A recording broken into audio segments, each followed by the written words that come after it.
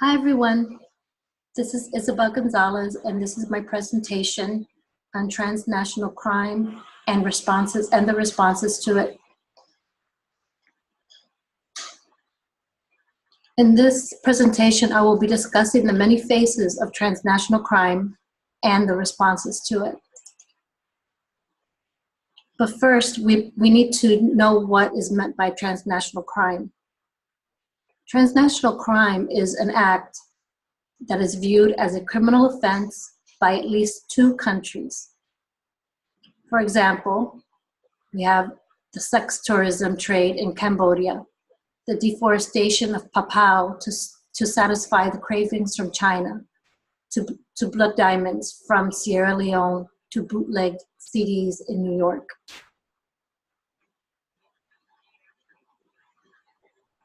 The response to transnational crime has been great. Many countries have come together to fight transnational crime.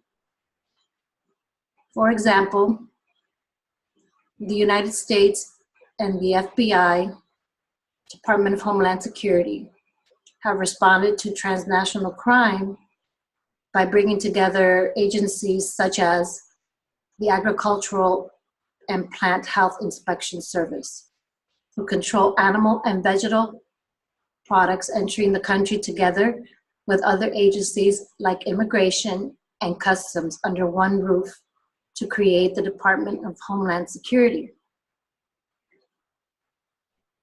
France's police judiciaire is one of the most powerful and prestigious investigative units.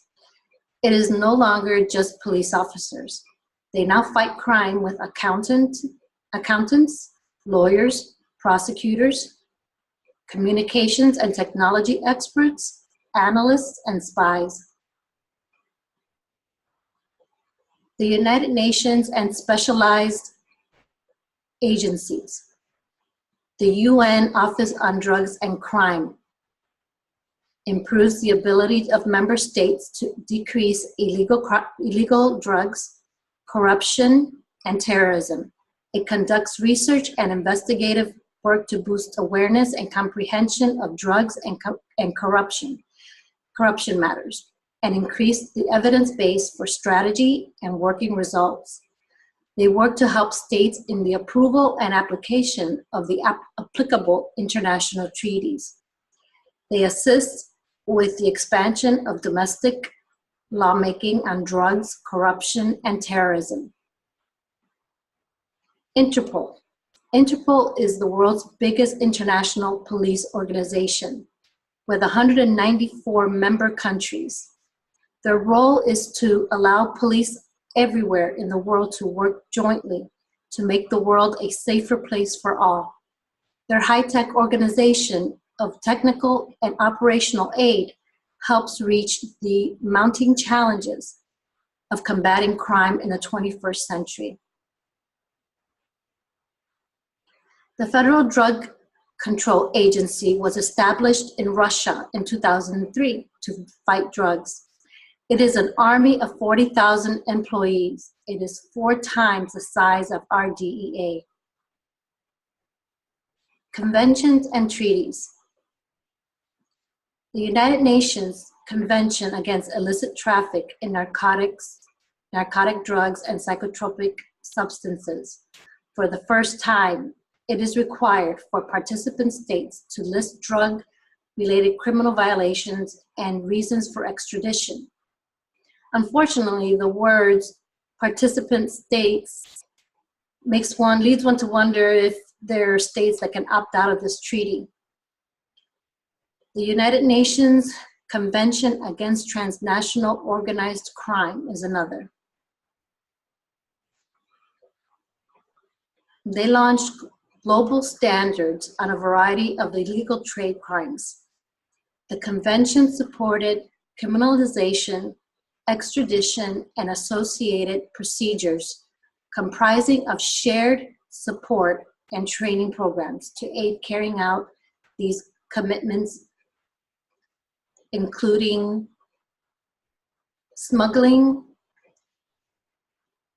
of immigrants and trafficking in persons. The United Nations Convention Against Corruption, the adoption of the United Nations Convention Against Corruption will deliver a strong message that the global community is resolute to stop and contain crime. It cautions the corrupt that disloyalty of the public trust will no longer be accepted.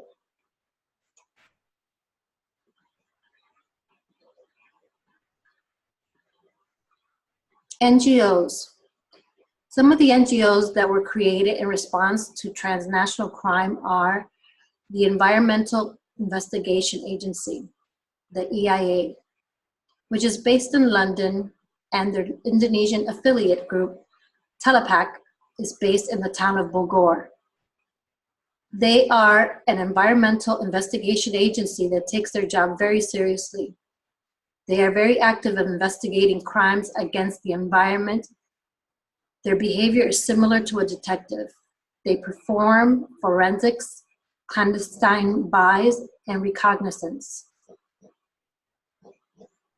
International Justice Mission is an American organization based in the suburbs of Virginia. IJM's focus is on the brothels of Svay Pak, a rickety village outside of Phnom Penh in Cambodia, famous in the sleazy underworld of pedophiles, sex travelers. Transparency International was created in 1993.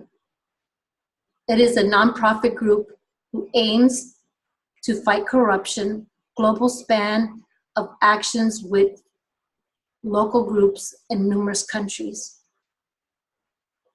There are also grassroots campaigns, traditional relief organizations, and activists, foundations, think tanks, research institutes.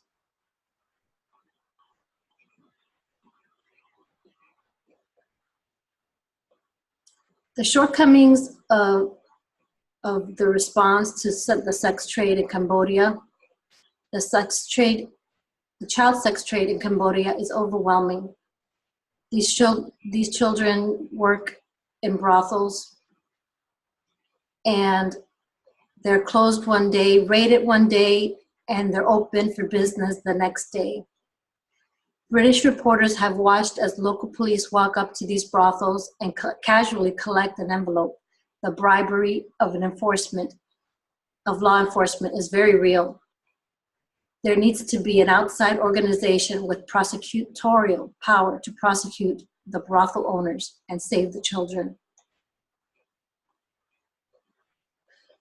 The shortcomings of response to deforestation in Papua, again, because it appears that the problem with deforestation comes from within, with its citizens willing to sell the wood on the black market, it is going to take an outside organization with power to take down these soldiers, allied with trafficking. As for the poor farmers that bow to the offer of some trinket, Papua needs to help them with farming subsidies and educate them on the dangers of deforestation. The shortcomings of response to blood diamonds. Our response to blood diamonds is a joke. The UN is not very effective.